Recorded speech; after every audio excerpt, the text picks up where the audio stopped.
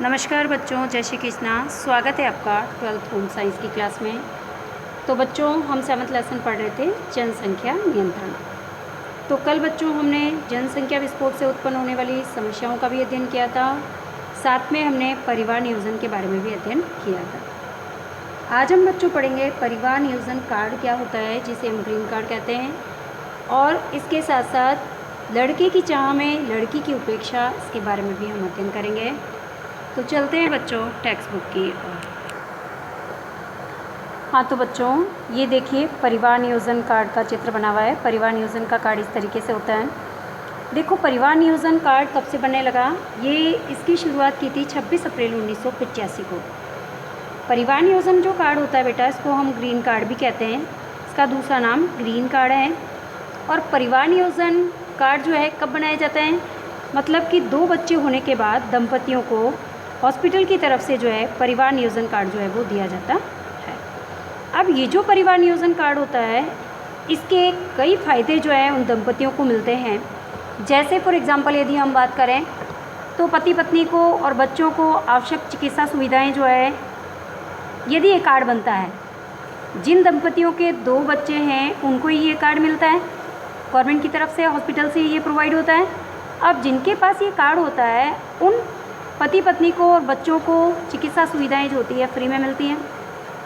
साथ में यदि वो गवर्नमेंट जॉब के लिए जाना चाहते हैं तो उनको नियुक्ति में 2 वर्ष की आयु की छूट भी मिलती है। इसके साथ साथ उनको आरक्षण में भी प्राथमिकता मिलती है।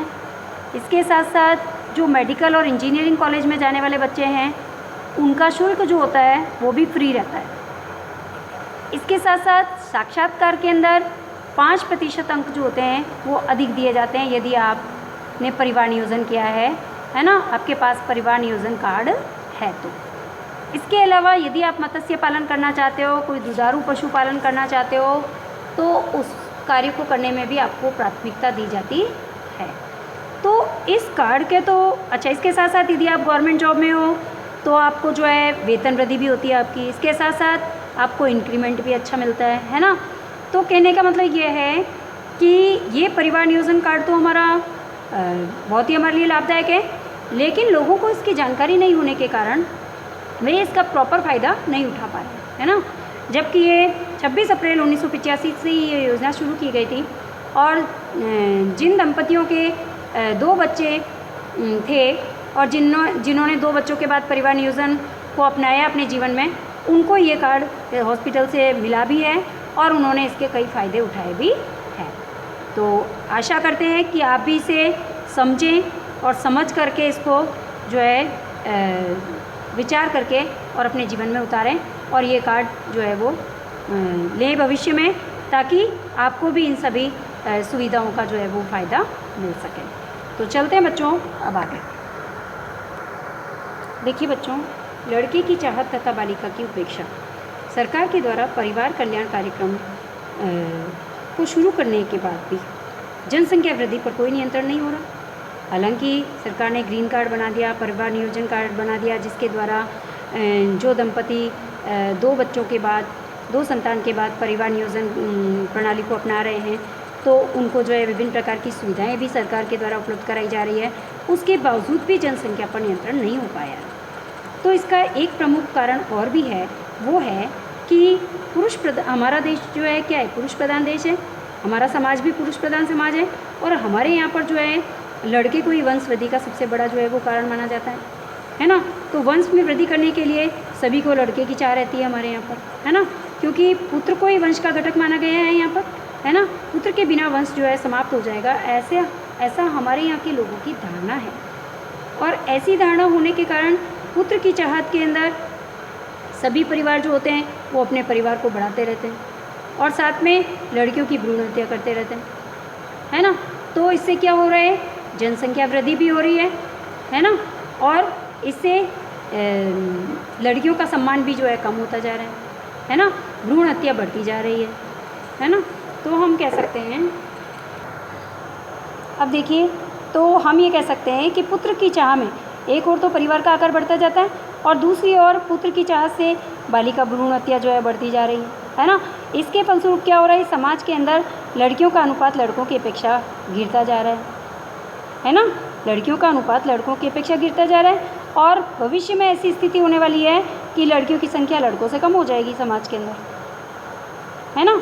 और मनुष्य जाति की रक्षा के लिए यह आवश्यक है कि बालक की तरह ही हमको बालिका को भी समाज के अंदर जीने का अधिकार देना चाहिए और जन्म के बाद उसे बालक के समान ही भोजन, शिक्षा, वस्त्र, स्वास्थ्य आदि सभी प्रकार की पर्याप्त सुविधाएं उसको उपलब्ध करवानी चाहिए।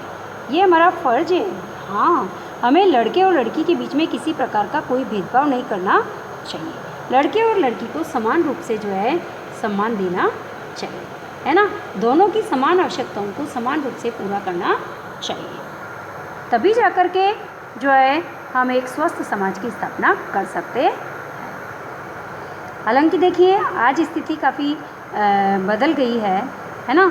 और स्थितियां बदलने के कारण जो है शिक्षा है, रोज़गार के द्वारा बालिकाएं जो है समाज के अंदर सम्मानित पद पर भी है। काफ़ी महिलाएं डॉक्टर है, इंजीनियर है, आईएएस है, आरएस हैं, टीचर है, वकील है, जज है, नर्स है ना। तो हम देख सकते हैं हर क्षेत्र के अंदर हमें महिलाओं को जो है सम्मान के पद पर हम देख रहे हैं अभी वर्तमान समय में। किंतु फिर भी अभी स्थिति को और सुधारने की ज़रूरत है हमें, है ना। तथा इसकी जिम्मेदारी किस पर है? अभी जो युवा हमारे किशोर और किशोरियां हैं, इस वर्ग को विशेष रूप से जो है वो इस बात को ध्यान में रखना चाहिए कि जनसंख्या शिक्षा के द्वारा बढ़ती हुई जनसंख्या से उत्पन्न होने वाली समस्याओं को समझना चाहिए और इन समस्याओं से मुक्ति पाने के लिए हमें परिवार नियोजन कार्यक्रम को जो है अपनाना चाहिए।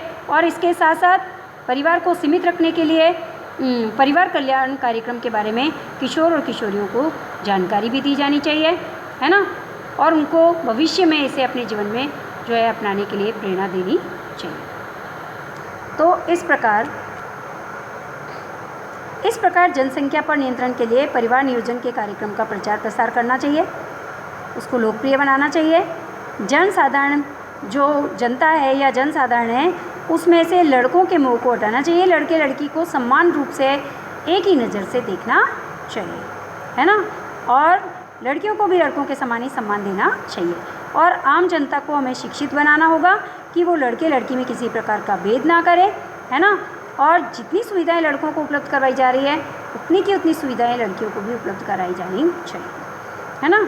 सरकार को कम संतान इसके अलावा सरकार को ये भी ध्यान रखना चाहिए कि कम संतान वाले जितने भी परिवार है, जितनी भी दंपति हैं, उन दंपतियों को सम्मानित भी करना चाहिए, उनको पुरस्कार भी देना चाहिए ताकि लोग उनसे प्रोत्साहित हो और प्रोत्साहित होकर के और जनसंख्या वृद्धि पर रोक लगा सकें या संतान की उत्पत्ति पर रोक लगाएं या उसमें कमी लाएं। तो इस प्रकार से हम जनसंख्या नियंत्रण करके और हमारे आसपास के पर्यावरण को स्वच्छ, सुंदर और सुखी बना सकते हैं। तो हमें परिवार नियोजन कार्यक्रम को समझना चाहिए और उसे जो है फॉलो करना चाहिए और लोगों को भी जागरूक करना चाहिए। लोगों को भी परिवार नियोजन जो कार्ड है, ग्रीन कार्ड जो है, इसके बारे में जानकारी हमें देनी चाहिए क्योंकि काफ़ी लोग इससे वंचित हैं, जिसके कारण उन्हें सरकार की कई सुविधाओं का जो है वो लाभ नहीं मिल पा रहा है। तो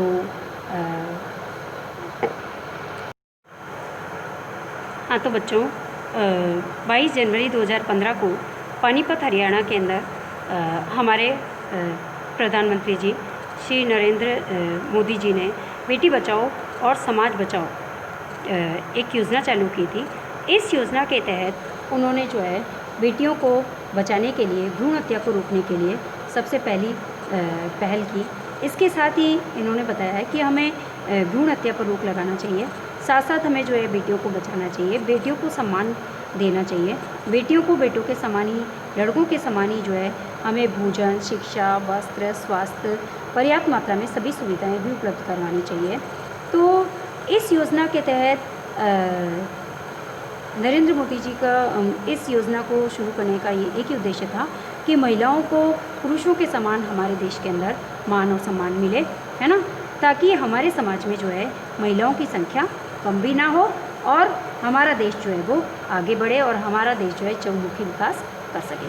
क्योंकि जब तक हम महिलाओं को मान सम्मान नहीं देंगे, जब तक हम भ्रूण हत्या पर रोक नहीं लगाएंगे, तब तक जो है हमारे समाज में, हमारे देश में जो है महिलाओं की संख्या कम हो जाएगी, और जब महिलाओं की संख्या कम हो जाएगी तो हमारे देश का विकास संभव नहीं है।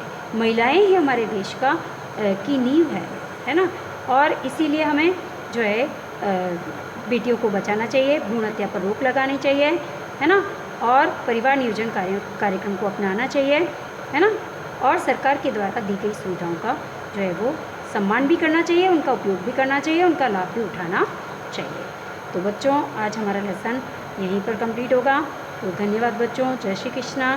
और कल हम इसके नोट्स भेजेंगे आपको, और फिर हम क्वेश्चन आंसर्स करेंगे, और नेक्स्ट लेसन हम जो है नेक्स्ट क्लास के अंदर शुरू करेंगे। तो धन्यवाद बच्चों, जय श्री कृष्णा।